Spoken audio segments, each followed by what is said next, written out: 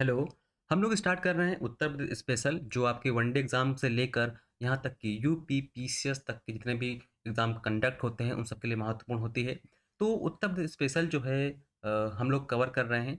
इसकी जो पीडीएफ है वो बनकर तैयार हो गई है अच्छे तरीके से, और इसकी जो पीडीएफ है टेलीग्राम चैनल पर मिल जाती है ना। तो हम लोग आते हैं, स्टार्ट करते हैं शुरुआत से।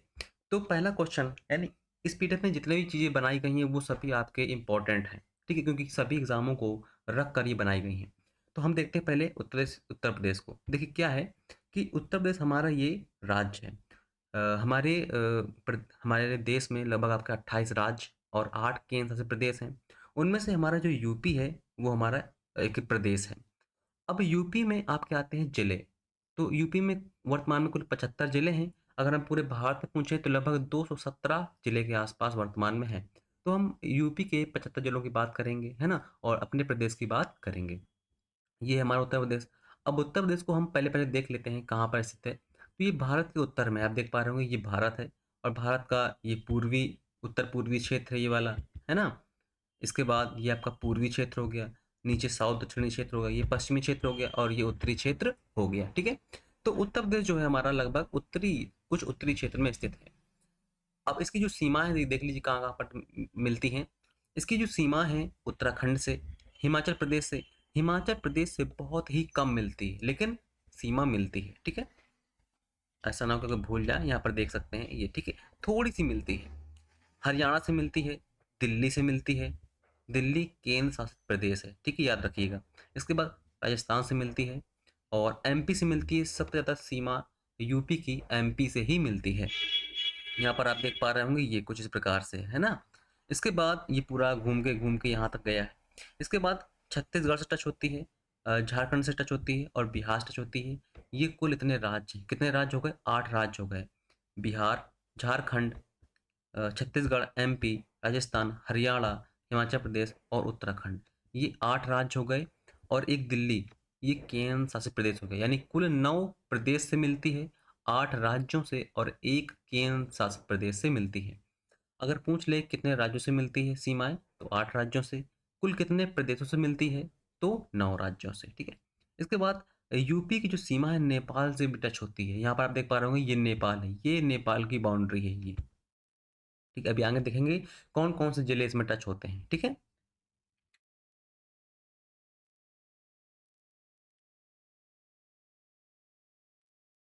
अब देखिए कुछ ये दिख रहा होगा आपको, दिखाई दे रहा होगा आपको, ये यूपी है। ये है हमारा यूपी, है ना? इसमें यूपी के ये पूरे जिले हुए हैं, और मैप में हमेशा जैसे हमारे सामने ये अ, खुला हुआ है देश, तो हमेशा नॉर्थ कहाँ होता है? नॉर्थ ऊपर की तरफ होता है। ये ईस्ट, ये वेस्ट, ये नॉर्थ और ये साउथ। इसी प्रकार से यूपी के मैप में भी कहाँ पर होगा? ये नॉर्थ है ऊपर की तरफ, और इधर क्या होगा? ईस्ट, ये वेस्ट, ये नॉर्थ और ये साउथ, ठीक है? तो अब ये कुछ जिले दिखाई दे रहे हैं आपको, ये कुछ जिले इस प्रकार से बने हुए हैं। हमारे यूपी में कुल 75 जिले हैं, तो ये कुल 75 जिलों का एक नक्शा है आपके सामने, है ना? अभी हम इन सबको देखेंगे। अब देखिए, पहले तो कुछ बैकग्राउंड देख लेते हैं यूपी के बारे में। देखिए जो उत्तर वैदिक काल था, वैदिक काल के बाद क्या आता है? उत्तर वैदिक काल आता है। वैदिक काल के पहले हड़प्पा सभ्यता चलती है, तो यहाँ पर लोग रहे हैं, है ना? प्रदेश में कोई ना कोई रहता रहा है। तो उत्तर वैदिक काल में उत्तर प्रदेश को ब्रह्मर्षि देश बोलते थे, ब्रह्मर्षि या मध्य देश बोलते थे, क्योंकि आपको पता है कि हमारा जो भारत है, भारत में पहले पाकिस्तान, अफगानिस्तान, म्यांमार, बांग्लादेश, है ना, और नेपाल, भूटान और यहाँ तक कि तिब्बत तक भी इसमें शामिल था। तो जो उत्तर प्रदेश था, उत्तर प्रदेश मध्य में आ जाता था तभी, है ना? तो तब इसे मध्य देश बोलते थे। और ब्रह्मसी देश इसलिए बोलते थे क्योंकि ये हिमालय के पर्वत पदी क्षेत्र में स्थित है, और यहाँ पर कई सारे ऋषियों ने अपनी तपस्याएँ संपन्न की हैं, है ना? इसके बाद जो उत्तर प्रदेश का स्थापना दिवस मनाते हैं, वो 1 नवंबर 1956 को मनाते हैं। उत्तर प्रदेश की स्थापना कब हुई थी? यानी कि उत्तर प्रदेश की स्थापना उत्तर प्रदेश के नाम से कब हुई थी? ये हुई थी 24 जनवरी को, ठीक है? और उत्तर प्रदेश दिवस पहली बार कब मनाया गया? तो उत्तर प्रदेश दिवस पहली बार 2018 को मनाया गया था। ये सभी क्वेश्चन पूछता है। इस पीडीएफ में जितने भी क्वेश्चन, जितने भी लाइन्स रखी हुई हैं, सब एग्जाम में आई हुई हैं। उत्तर प्रदेश के नाम से गठन कब हुआ? अभी बताया मैंने आपको कि 24 जनवरी 1950 को गठन हुआ था उत्तर प्रदेश के नाम से। देखिए प्रदेश का नाम देखते हैं हम कब से क्या क्या तक रहा। जून 1836 से, यानी जून 1836 से उत्तर-पश्चिम प्रांत रहा, ठीक है?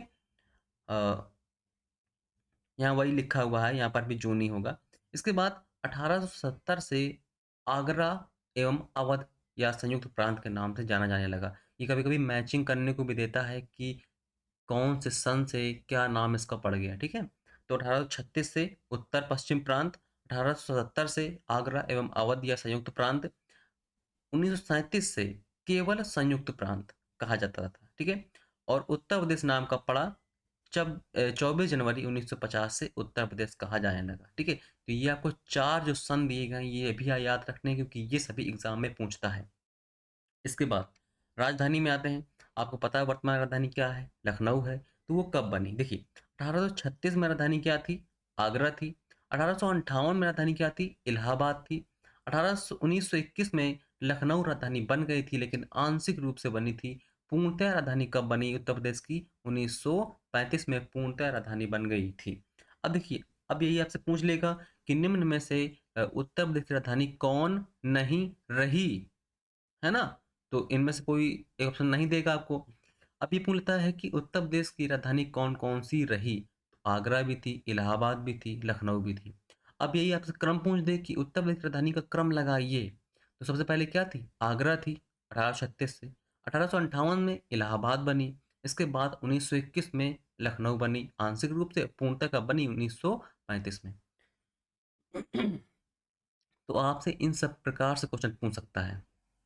आगे देखते हैं। राज्य का विभाजन होता है 9 नवंबर 2000 को राज्य का विभाजन होता है और यहाँ से 13 जिले काटकर उत्तराखंड नाम का एक नया राज्य बना दिया गया। यहाँ पर आप देखिए ये जो बने हुए हैं, है ना? तो पहले उत्तर प्रदेश में ये भी शामिल था, ये भी शामिल था, है ना? लेकिन 9 नवंबर 2000 को उत्तराखंड नाम का एक नया राज्य बना दिया गया, पहाड़ी यानी पहाड़ी जितना भी क्षेत्र था उत्तर प्रदेश का, वो सभी काट दिया गया और नया राज्य बना दिया गया। वरना आज भी नंदा देवी जो सबसे जो छोटी उत्तराखंड की, वो यूपी में होती। तो कितने जिले काटे गए? 13 जिले काटे गए। 9 नवंबर को 2000 को उत्तराखंड राज्य बना। इसके बाद 1 नवंबर 2000 को छत्तीसगढ़ बना था एमपी से कट के, और झारखंड बिहार से कट के नया राज्य 15 नवंबर 2000 को बना था, यानी सन 2000 में 3 राज्य का गठन हुआ था। ठीक है, तो हमें ये पता होना चाहिए। आगे देखते हैं। आगे कहता है राजकीय भाषा। यू उत्तर प्रदेश की राजकीय भाषा क्या है? 1947 से हिंदी प्रथम राजभाषा है, इसकी राजकीय भाषा है। और दूसरी क्या है? 1989 से उर्दू राजकीय भाषा है। ठीक है, ये दूसरा ही पूछता है कि उर्दू राजकीय भाषा कब घोषित की गई, दूसरी राजकीय भाषा कौन सी है। कई प्रकार से क्वेश्चन पूछता है। आगे कहता है राजकीय पशु कौन सा है? तो बारहसिंघा यहाँ का राजकीय पशु है। इसे दलदल का मृग भी कहते हैं। बारहसिंघा आपने देखा होगा, है ना? बकरी टाइप का होता है। इसके बाद राजकीय पक्षी कौन सा? राजकीय पक्षी सारस अथवा क्रॉच, इन दोनों में से कोई भी अगर ऑप्शन में दिया गया है तो वो सही है। ठीक है, ये है क्रॉच, ये सारस। आगे कहता है राजकीय वृक्ष कौन सा है? तो राजकीय वृक्ष है आपका अशोक। अशोक के पेड़ आपने बहुत सारे देखे होंगे, है ना? हर जगह शो पीस में लगाए जाते हैं। आगे कहता है राजकीय पुष्प कौन सा है? तो पलाश या टेसू, ये है, ये पलाश या टेसू का फूल है। अब जो ये है, इसकी जो कलर होता है, जैसे तोता होता है, तोते की चोंच के तरीके ये होता है ना? अगर हम इसको उल्टा कर दें तो तोते की चोंच लगेगी। और ये कब स्वीकृत किया गया था? 4 जनवरी 2011 से। राजकीय खेल क्या है? हॉकी राजकीय खेल है। इसके बाद राजकीय चिन्ह क्या है? राजकीय चिन्ह आपने देखा ही होगा कि एक वृत्त में ये बना हुआ है। एक वृत्त में दो मछली हैं, एक तीर धनुष, और ये तीर है और ये धनुष है, और यहाँ पर ये नदी बह रही है ना? दो नदियों का संगम यहाँ पर दिखाया गया है। तो ये चिन्ह जो है 1938 में स्वीकृत हुआ था। ये भी इंपॉर्टेंट है, कब स्वीकृत हुआ था? तो 1938 में स्वीकृत हुआ था। और जो इसमें मछली प्रयोग की गई है वो कौन सी मछली है? तो उस मछली का नाम क्या है? चिताला मछली उसका नाम है। और ये चिन्ह है वो कहाँ से लिया गया है? तो लखनऊ, मछली का चिन्ह कहाँ से लिया गया है? लखनऊ के रूमी दरवाजा से लिया गया है। इसका निर्माण आसफ उद्दौला ने 1784 में करवाया था। ये सभी एग्जाम में आए हुए हैं कि मछली का चिन्ह कहाँ से लिया गया है। रूमी का दरवाज़ा कहाँ पर स्थित है? लखनऊ में स्थित है। रूमी के दरवाजे का निर्माण किसने करवाया? तो आसफ-उद-दौला ने 1784 में करवाया था। तो ये है आसफ-उद-दौला का मकबरा। ये देखिए रूमी दरवाज़ा, ठीक है? आसफ-उद-दौला ने जो बनवाया था रूमी दरवाज़ा, ये कुछ इस प्रकार का है। ये उस समय बनवाया गया था जब उस समय बहुत बेरोज़गारी फैली हुई थी। बताया जाता है कि इन्होंने बेरोज़गारों को रोज़गार देने के लिए इस दरवाजे का निर्माण करवाया था। ठीक है? हाँ, आगे देखते हैं। आगे कहता है राज्य विधानमंडल कैसा है यूपी में? तो द्विसदनात्मक है, यानी कि द्विसदन है। कौन-कौन से? आपका विधानसभा और विधान परिषद, ठीक है? विधान सभा का प्रथम गठन कब हुआ था यूपी में? तो 1937 में हो गया था। विधानसभा सदस्य कितने हैं यूपी में? तो 403 है। विधान परिषद में सदस्यों की संख्या कितनी है? तो 99 है। अब देखिए विधानसभा और विधान परिषद ये होती हैं राज्य में, और लोकसभा और राज्यसभा कहाँ पर होती हैं? केंद्र में। तो लोकसभा और राज्यसभा में भी तो राज्यों का प्रतिनिधित्व होता है। तो लोकसभा में कितने सदस्य जाते हैं यूपी के? 80, और राज्यसभा में कितने जाते हैं? 31, ठीक है? पूरे भारत में सबसे ज़्यादा सदस्य जो हैं संसद में यूपी के ही जाते हैं, इसलिए कहते हैं कि अगर यूपी जीत लिया तो पूरा भारत जीत लिया, ठीक है? आगे कहता है उच्च न्यायालय का स्थान। देखिए उच्च न्यायालय का जो स्थान है वो कहाँ पर है? इलाहाबाद में। और खंडपीठ कहाँ है इसकी? लखनऊ में। उच्च न्यायालय हर राज्य में एक-एक होते हैं, जबकि उच्चतम न्यायालय यानी सुप्रीम कोर्ट ये पूरे देश में एक होता है, जो कि कहाँ पर है? दिल्ली में है। ठीक है? आगे कहता है उच्च न्यायालय की स्थापना कब हुई? तो 1866 में इसकी स्थापना हुई थी।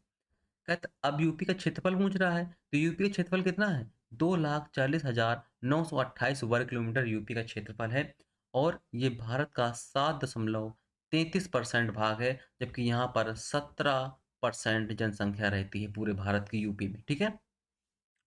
आगे यूपी की जो जनसंख्या है वो पाकिस्तान से भी ज़्यादा है।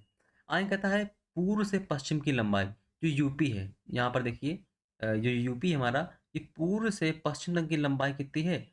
650 किलोमीटर है, और उत्तर से दक्षिण की लंबाई कितनी है? 240 किलोमीटर, ठीक है? ये याद रखना है आपको, याद रखना है किसी प्रकार से भी। आगे कहता है समीपवर्ती प्रदेश। अभी हमने बताया था आपको कि कितने राज्यों से, कितने केंद्र शासित प्रदेशों से और कितने देश से इसकी सीमाएं टच होती हैं। तो समीपवर्ती प्रदेश, कुल प्रदेश कितने? 9। एक केंद्र शासित प्रदेश कौन? दिल्ली। और 8 राज्य थे, कौन कौन से थे?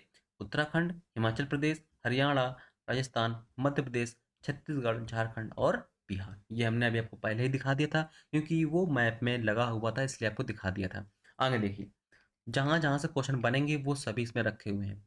सीमावर्ती देश, अगर आपसे पूछ ले कि उत्तर प्रदेश से कौन-सा देश की सीमाएँ टच होती हैं, तो कौन से देश की सीमाएँ टच होती हैं? नेपाल की टच होती हैं। ठीक है? यहाँ पर आप मैप में देख सकते हैं। सिर्फ़ नेपाल ही एकमात्र ऐसा देश है जिसकी सीमाएँ यूपी से टच होती हैं। है ना? और किसी से टच होती ही नहीं है। यहाँ पर आप देखिए चाइना की टच होती हैं क्या? नहीं होती हैं। जबकि चाइना की उत्तराखंड से टच होती हैं, हिमाचल प्रदेश से होती हैं, लद्दाख से होती हैं, सिक्किम से होती हैं, अरुणाचल प्रदेश से होती हैं, लेकिन यूपी से नहीं होती हैं, ठीक है? और यूपी की सीमाएँ जो हैं पाकिस्तान से भी टच नहीं होती हैं, क्योंकि बहुत सारे लोगों को याद होता है कि पाकिस्तान से भी टच होती हैं, नहीं, पाकिस्तान से होती ही नहीं है। तो ऐसे लोगों को मैप मैप जो है वो बहुत अच्छे से देखना है। आगे देखिए।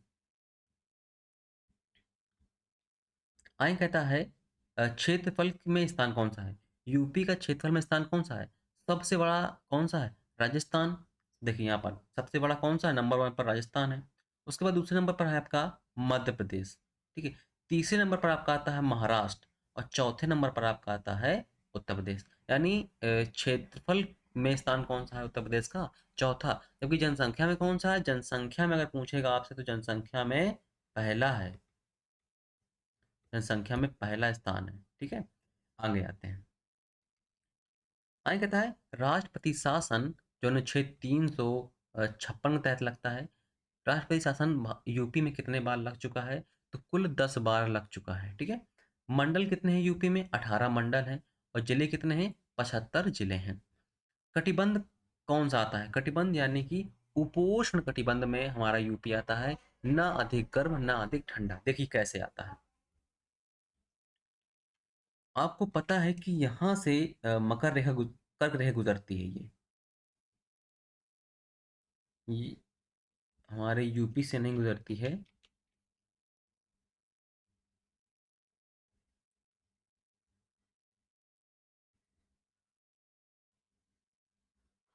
है ना? यूपी से नहीं गुज़रती है, तो यूपी के पास से गुज़रती है। अब देखिए यहाँ पर हमारा पड़ता है बुंदेलखंड वाला एरिया, है ना? तो उपोष्ण का मतलब क्या होता है? उपोष्ण का मतलब होता है ना अधिक गर्म, ना अधिक ठंडी। अब गर्मी कहाँ पड़ती है? कर्क रेखा और मकर रेखा। ये एक तो कौन-सी रेखा है? ये कर्क रेखा है और मकर रेखा कहाँ पर है? मकर रेखा बाहर से गुज़रती ही नहीं है, तो वो ऑस्ट्रेलिया के पास से गुज़रती है। तो कर्क रेखा और मकर रेखा के बीच का जितना पार्ट होता है, वो बहुत गर्म होता है ना? तो अब यूपी वाला जो क्षेत्र आता है, यूपी वाला क्षेत्र यहाँ पर हिमालय भी खड़ा हुआ है, तो हिमालय से ठंडी हवाएँ भी आती हैं और यहाँ से गर्मी भी आती है। तो यूपी जो है पूरा बैलेंस बनाए हुआ रहता है, ना अधिक गर्म रहता है, ना अधिक ठंडा रहता है।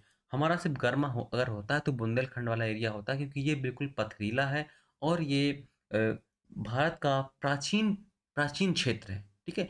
और जब भूकंप आता है तो सबसे सेफ ज़ोन बुंदेलखंड वाला एरिया ही माना जाता है, ठीक है? क्योंकि ये पथरीला इलाका है और इस पर प्रभाव नहीं पड़ता है अधिकतर तरंगों का, ठीक है? इसलिए कैसी इसकी जलवायु है, यहाँ पर उपोष्णकटिबंधीय है, ना अधिक गर्म है और ना अधिक ठंडा है।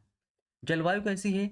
उष्णकटिबंधीय मानसूनी है, यानी उष्णकटिबंधीय है यानी गर्म है आपको पता है और मानसूनी है। मानसूनी मतलब जब मानसून आता है तब यहाँ पर वर्षा होती है। अब आपको देखिए यहाँ से मानसून आता है ना? यहाँ से, यहाँ पर आपका विंध्याचल पर्वत है और यहाँ से मानसून आता है। तो ऐसे मानसून जब आता है पश्चिम बंगाल से, तो यहाँ से हिमालय से टकराकर पूरे यूपी में वर्षा कर देता है, ठीक है? इसलिए कैसी है यहाँ की जलवायु? मानसूनी है।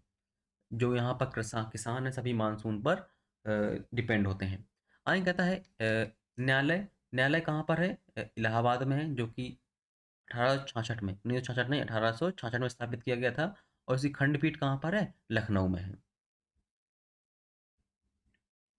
आगे कहता है सर्वोच्च खेल पुरस्कार कौन सा है यूपी का? तो लक्ष्मण पुरस्कार है।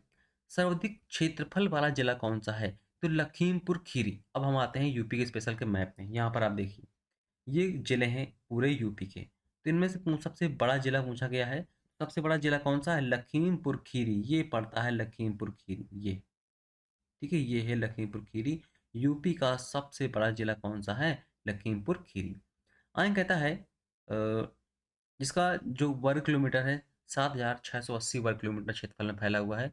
सर्वाधिक क्षेत्र वाले जिले कौन कौन से हैं? लखीमपुर खीरी हैं, उसके बाद सोनभद्र आता है, उसके बाद फिर हरदोई आता है। आप सोनभद्र को भी देख लीजिए क्योंकि सोनभद्र इंपॉर्टेंट है, बार बार आएगा। ये है सोनभद्र। सोनभद्र नीचे स्थित है ये, है ना? ये ऐसा जिला है जिसकी सीमाएं 4 राज्यों से टच होती हैं, 4 राज्यों से। कैसे? यहाँ से आपका आता है एमपी, ठीक है? यहाँ से आपका आता है छत्तीसगढ़, यहाँ से आपका आता है झारखंड, ठीक है? और यहाँ से आपका आता है बिहार। पूछ लेता है कि ऐसा भारत का यूपी का ऐसा कौन सा राज्य है, जिला है, जिसकी सीमा 4 राज्यों से टच होती हैं, तो कौन सा है? सोनभद्र ही है।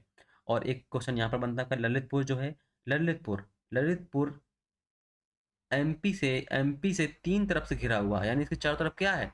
एमपी ही है। और सिर्फ ये झांसी से एक तरफ से टच करता है। देखिए यहाँ पर आप देख पा रहे होंगे सिर्फ एक जिले से टच होने वाला कौन सा जिला है? ललितपुर। आगे आते हैं। आगे कहता है निम्नतम क्षेत्र वाला जिला कौन सा है? तो हापुड़ है।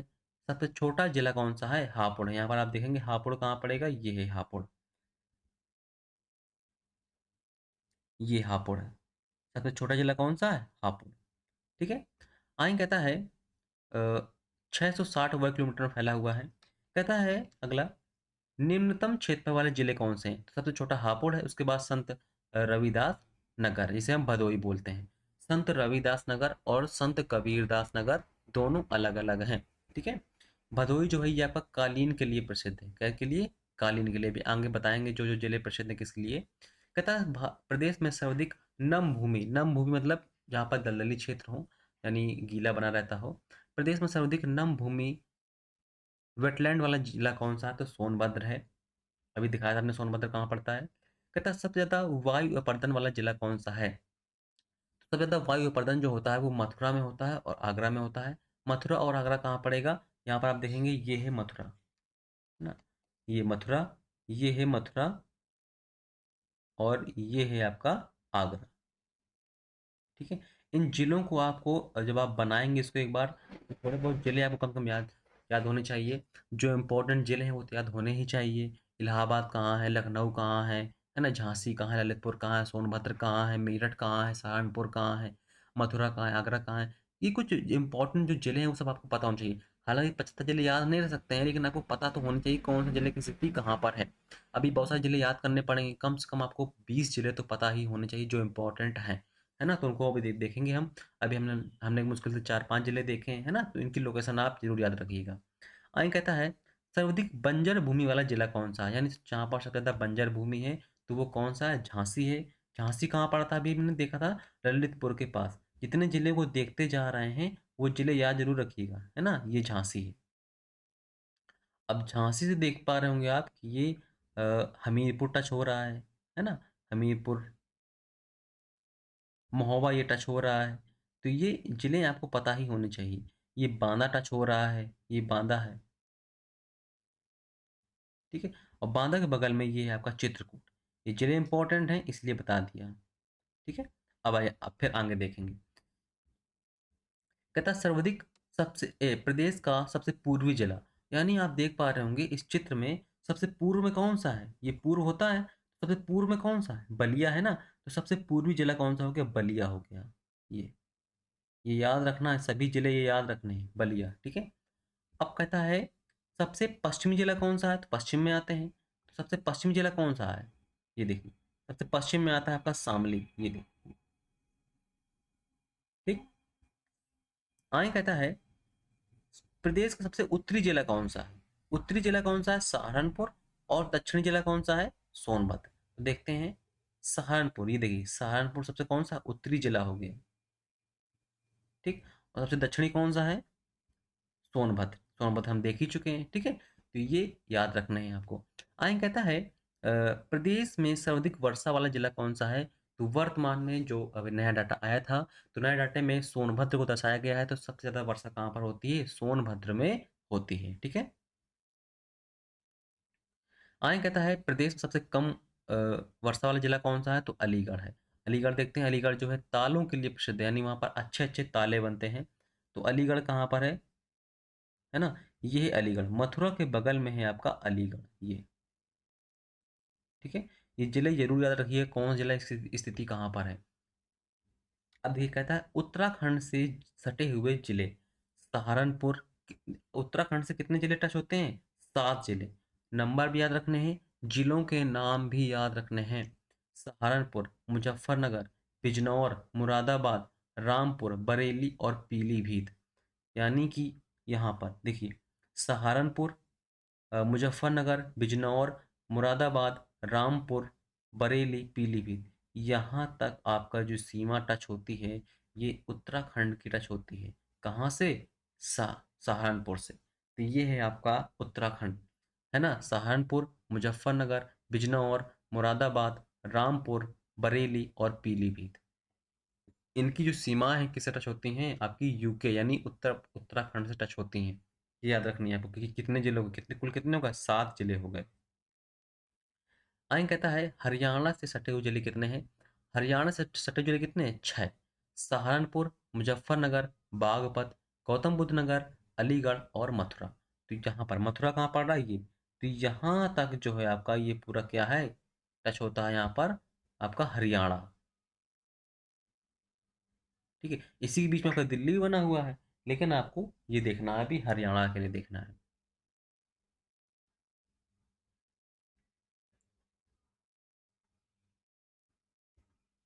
अगला कहता है दिल्ली सटे हुए जिले। दिल्ली से कितने जिले जिले टच हैं? 2। गौतम बुद्ध नगर और गाजियाबाद। गौतम बुद्ध नगर ये है आपका जीबीएन, है ना? गौतम बुद्ध नगर और गाजियाबाद सिर्फ यहाँ पर है आपकी दिल्ली। ये है केंद्र शासित प्रदेश, ठीक है। आगे देखिए, ये सभी आप बनाते जाइएगा तभी याद होंगे, वरना सभी भूल जाएंगे। आगे कहता है राजस्थान सटे हुए जिले। राजस्थान से कितने सटे हुए हैं? आगरा और मथुरा। तो आगरा ये है और मथुरा ये है, यानी यहाँ तक जो सीमा है ये राजस्थान की फैली हुई है। यहाँ पर राजस्थान है आपका, और इसकी जो सीमा है आगरा और मथुरा से मिलती है। आगे देखिए, आगे कहता है मध्य प्रदेश सटे। मध्य प्रदेश की जो सीमा है सबसे ज्यादा जिलों से टच होती है यूपी के। तो 12, कुल कितने हैं? 12। आगरा, इटावा, औरैया, जालौन, झांसी, ललितपुर, महोबा, बांदा, चित्रकूट, इलाहाबाद, मिर्जापुर और सोनभद्र। यानी यहाँ तक पूरा सोनभद्र तक जो है एमपी टच होता है। ये देखिए, ये पूरा एमपी है, ये पूरा एमपी है। ठीक है, यहाँ तक पूरा एमपी है। और जो-जो जिला टच होता है ना एमपी से, वो सभी आपको पता होना चाहिए। यहाँ से आगरा से लेके इटावा, जालौन, झांसी, ललितपुर, महोबा, बांदा, चित्रकूट, प्रयागराज, मिर्ज़ापुर, सोनभद्र, ये सभी आपको पता होने चाहिए, ठीक है? अगल-बगल वाले जितने भी जिले हैं, वो सभी आपको पता होने चाहिए। आगे कहता है बिहार से सटे हुए जिले कितने हैं? सोनभद्र, चंदौली 7 जिले हैं। गाजीपुर, बलिया, देवरिया, कुशीनगर और महाराजगंज। यानी महाराजगंज तक टच करते हैं। यानी यहाँ से इतने में बिहार फैला हुआ है। ये पूरा क्या है आपका? बिहार। ठीक है, ये पूरा बिहार है। आगे आगे कहता है झारखंड से सटे हुए जिले। झारखंड से एक है आपका सोनभद्र। छत्तीसगढ़ से भी आपका सिर्फ सोनभद्र ही है। आगे कहता है सहारनपुर से सटे राज्यों संख्या। यानी सहारनपुर जो है कितने राज्यों से सटा हुआ है? तो सहारनपुर देखिए, सहारनपुर जो था आपका उत्तराखंड से टच होता है, हरियाणा से टच होता है और यहाँ पर आपका हिमाचल प्रदेश से टच होता है। हिमाचल प्रदेश से, ठीक है। कहता है सोनभद्र से सटे हुए जिले की संख्या कितनी है? 4 हमने बताया था भी आपको कि बिहार, झारखंड, छत्तीसगढ़ और मध्य प्रदेश। बिहार, ये देखिए, ये है सोनभद्र।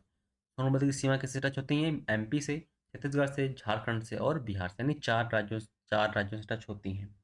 आगे कहता है नेपाल सटे हुए जिले। अब इंपॉर्टेंट क्वेश्चन आया आपका। ये इंपॉर्टेंट इसलिए क्योंकि ये देश है। अ, नेपाल सटे हुए जिले कितने हैं? 7।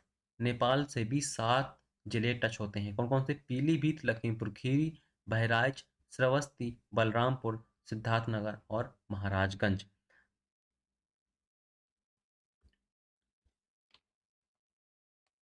ये देखिए, पीलीभीत से नेपाल की सीमा स्टार्ट होती है और ये पूरा कहाँ तक जाता है? महाराजगंज तक जाता है।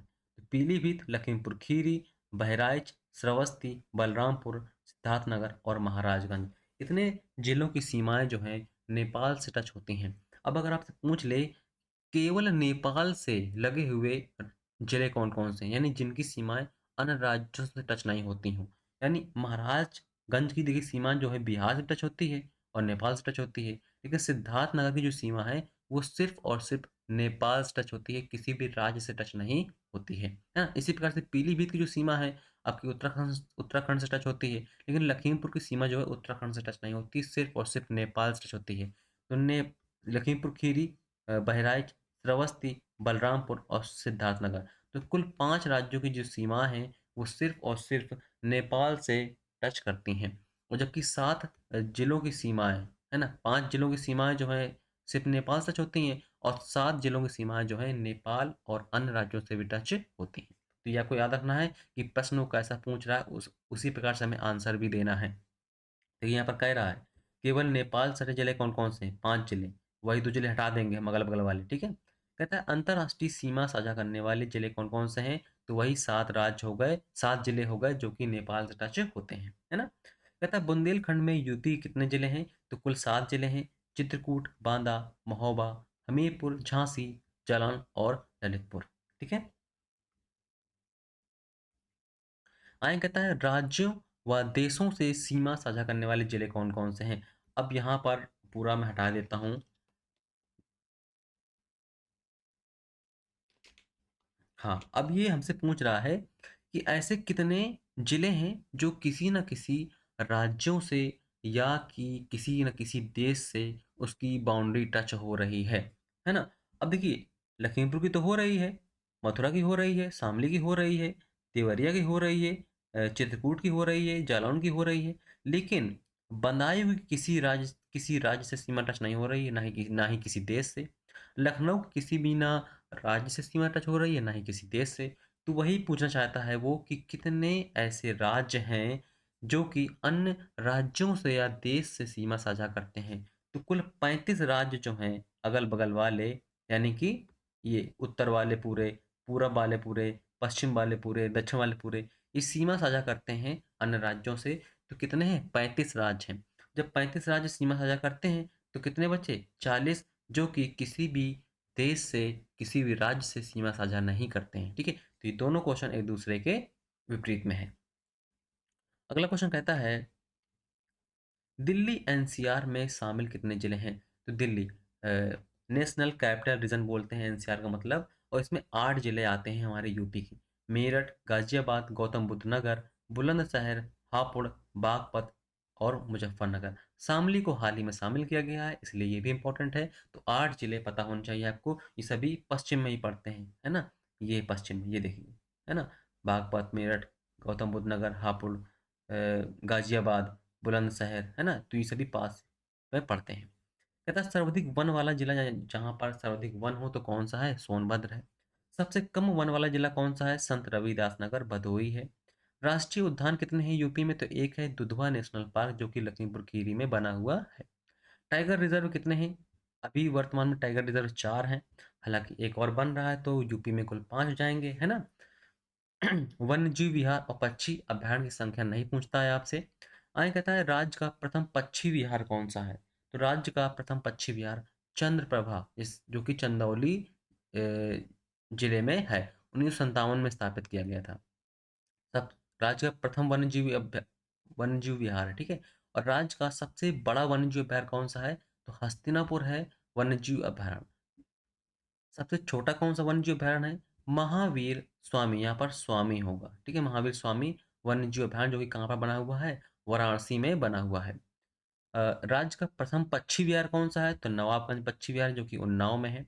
राज्य का सबसे बड़ा पक्षी विहार कौन सा है? लाख बहोसी पक्षी विहार है, जो कि कन्नौज में बना हुआ है।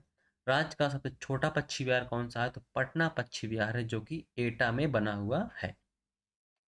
आगे कहता है नियुक्तियों के बारे में देखते हैं।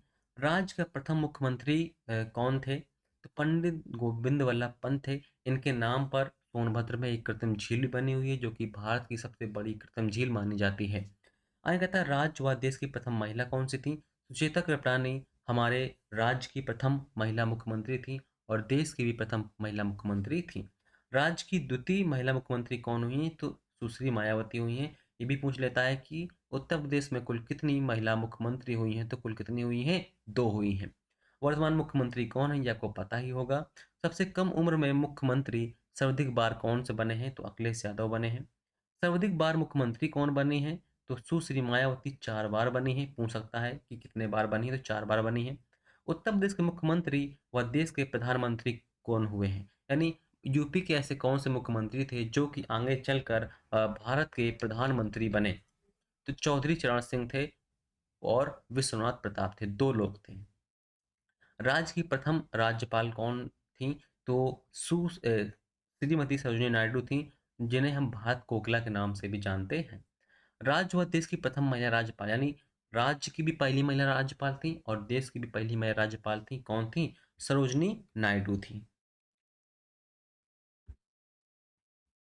तो भारत में और राज्य में पहली राज्यपाल और पहली मुख्यमंत्री यूपी ने ही दी हैं।